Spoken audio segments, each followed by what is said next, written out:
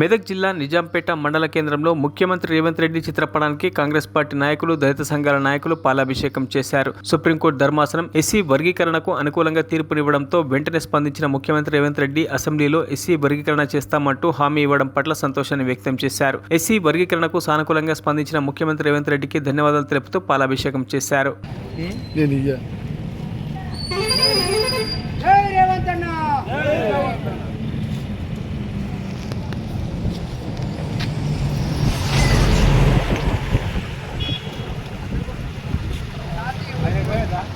Supreme court ఒక సంచలనమైన తీర్పు ప్రకటించి ఎస్సీ ఎస్టీ వర్గీకరణకు ఆమోదింపజేయడం అన్ని వర్గాలకు ఒక శుభసూచకం.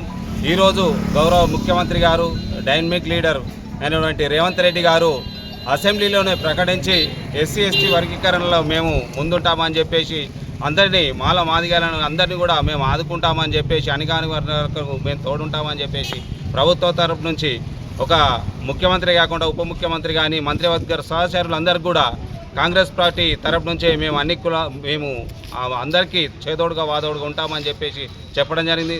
దానిలో భాగంగానే ఈరోజు మా మెదక్ నియోజకవర్గ ఎమ్మెల్యే అయినటువంటి మైనంపల్లి రోహిత్ గారికి, అలాగే కాంగ్రెస్ పార్టీ ముఖ్యమంత్రికి అందరికీ కూడా కృతజ్ఞతలు తెలుపుతున్నాము నిజాంపేట మండల కాంగ్రెస్ పార్టీ తరపు నుంచి.